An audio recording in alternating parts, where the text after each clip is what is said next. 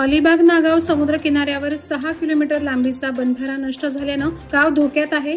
पावसाळ्यात परिस्थिती गंभीर बनत असून पाणी थेट लोकवस्तीत शिरण्याची भीती आहे। समुद्राच्या आक्रमक लाटांमुळे किनाऱ्यावरील झाडं उखडली, दगडगोटे नष्ट झाले, मातीची धूप मोठ्या प्रमाणावर होत आहे।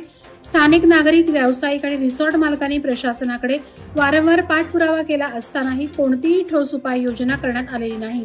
पर्यावरणप्रेमी डॉ. सचिन राऊळ यांनीही नागावची सुरक्षा धोक्यात असल्याचं सांगत उपाययोजना करण्याची गरज व्यक्त केली आहे।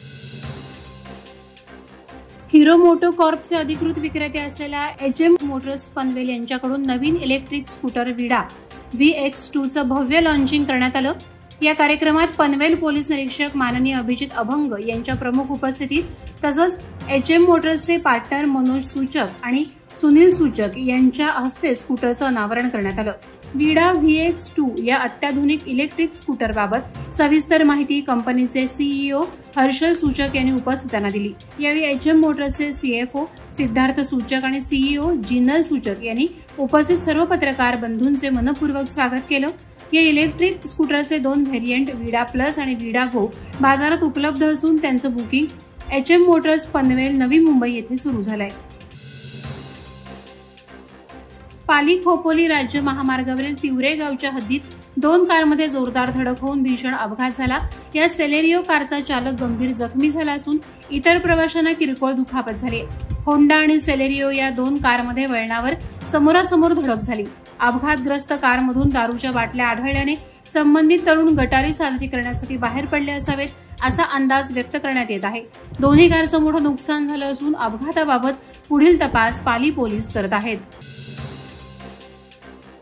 बोरघाटातील सायमाळजवळ ट्रक आणि इको कारमध्ये भीषण अपघात झाला।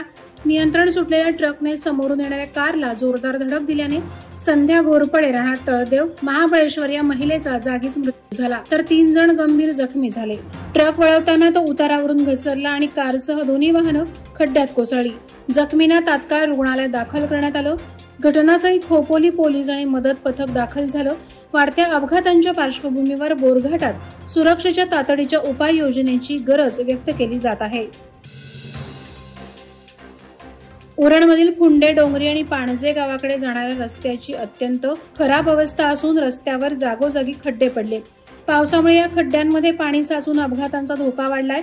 अखिल आगरी समाज परिषदेच्या अध्यक्षा सीमा घरत यांनी या रस्त्याचे तातडीने नूतनीकरण करण्याची मागणी केली आहे। त्यांनी सिडको आणि JNPA प्रशासनाला खड्डे बुजवून नव्यानं रस्ता दुरुस्त करण्याचं आवाहन केलंय।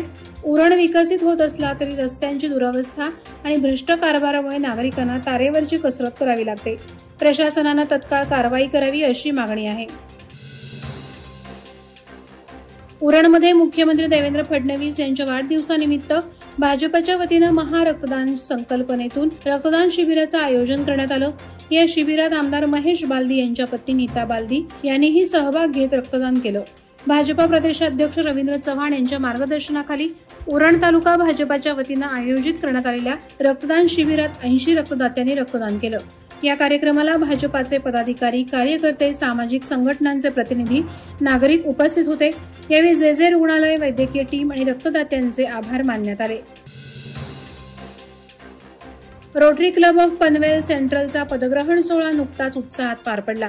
रोटरी प्रांत 3131 चे नियोजित प्रांतपाल चारू श्रोत्री यांच्या उपस्थितीत अनिल ठकेकर यांची अध्यक्षपदी तर अतिश थोरात यांची सचिवपदी निवड झाली। यावेळी इतर नवीन पदाधिकाऱ्यांनी कार्यभार स्वीकारला। कार्यक्रमाला माजी प्रांतपाल डॉ. गिरीश गुणे, माजी सभागृह नेते परेश ठाकूर, फाउंडेशन डायरेक्टर राजेश राऊत, सहाय्यक प्रांतपाल डॉ. स्वाती लिखिते यांच्यासह अनेक रोटरी सदस्य उपस्थित होते। अलिबाग वडखळ मुख्य रस्ता सध्या खड्ड्यांनी भरलेला असून वाहन चालकांना अपघाताचा धोका आणि त्रास सहन करावा लागतोय। पावसामुळे खड्ड्यांमध्ये पाणी साचून रस्ता अधिक धोकादायक बनलाय। दुचाकीस्वार आणि ज्येष्ठ नागरिकांसाठी हा मार्ग जीवघेणा ठरत असून सार्वजनिक बांधकाम विभाग आणि प्रशासनाच्या दुर्लक्षामुळे नागरिकांमध्ये संताप वाढलाय। रस्त्याची तातडीनं डागडुजी करून खड्डे बुजवण्याची मागणी स्थानिक नागरिक आणि वाहन चालकांनी केली, अन्यथा अपघाताचं सत्र सुरू होण्याची शक्यता वर्तवली जात आहे। उरण तालुक्यातील अनेक ग्रामपंचायत हद्दीत महावितरणच्या दुर्लक्षित कारभारामुळे सडलेल्या अवस्थेतील विद्युत खांब उभे असल्याचं धोकादायक चित्र समोर आलंय।